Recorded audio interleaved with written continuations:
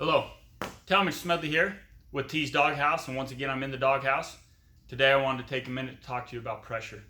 If you've watched any of my videos, spent any time around me, you've heard me refer to pressure.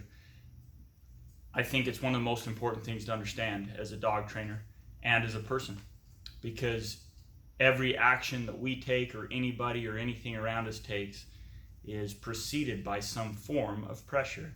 Now in the world of pressure, there's positive pressures and there's negative pressures. Right? Just like a magnet has a positive side and a negative side. So often we hear the word negative and we think that means bad, and positive and we think that means good. But when we're talking about pressure, it's not a relationship of good and bad. It's just a relationship of positive and negative. They're very neutral, right? There's negative pressures that keep us alive and sustain us, and there's positive pressures that do the same thing. So the important thing is to understand pressure, because when we understand pressure, then we can manage pressure. And when we are properly managing pressure, then it never gets too high or uncomfortable, because we know what to do to manage those levels, right?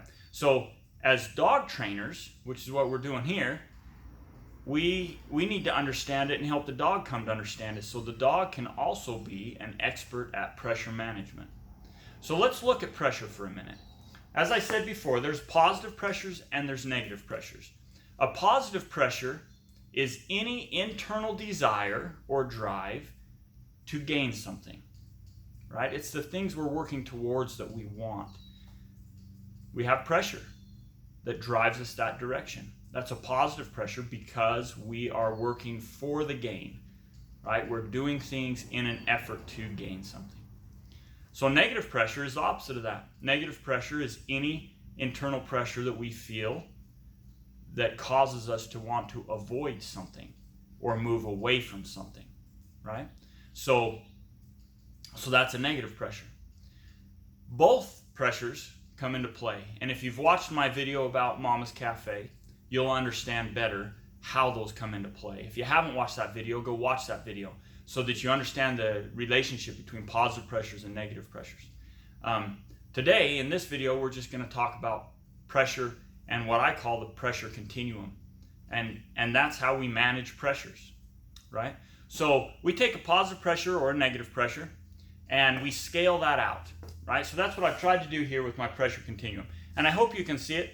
A larger marker would have been good, but the marker that I used is the marker that I had with me today. So we're going to deal with a little bit smaller. Hopefully you can see this all right. It just says pressure continuum. We're dealing with a line. In the middle is 0. This is a place of no pressure.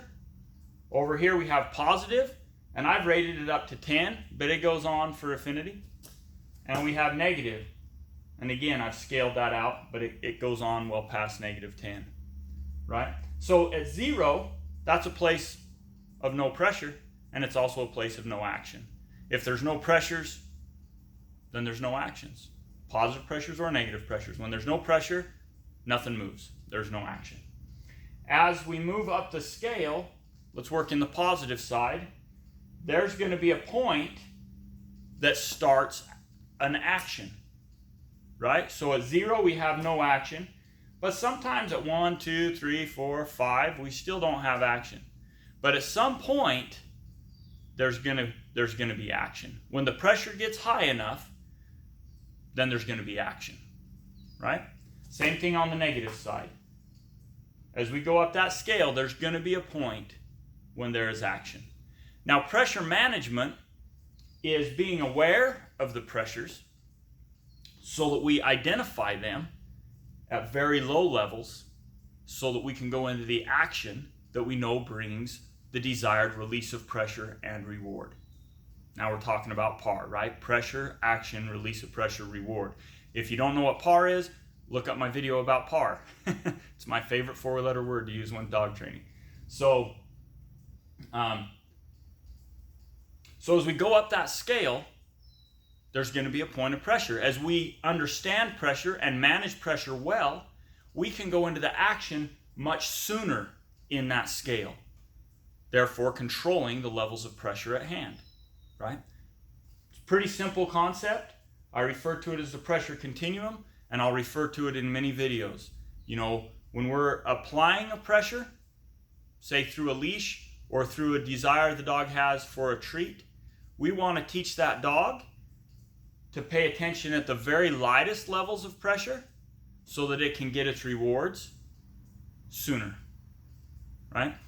It makes it easier for us because we don't have to yell and scream. We don't have to pull hard on the leash. We don't have to entice it with large treats and big payouts because the animal understands and wants to have success and wants to live in the gain. We're always trying to learn to live in the gain. When we're working for things, or when the animal's working for things in the gain, or to attract or to gain something, that's always the best place to be for us and for the animals. If we can figure out how to always be working in the gain, that's the number one thing. But we never learn how to work in the gain unless we also know how things work in the negatives, right? So remember, we're not talking good and bad, right? Hunger is a negative pressure, but hunger keeps you alive, right? A love for food gets us into the positive pressure, but a love for food can get you dead, right? So it's not positive, it's not good and bad, it's positive and negative. Thanks for joining me.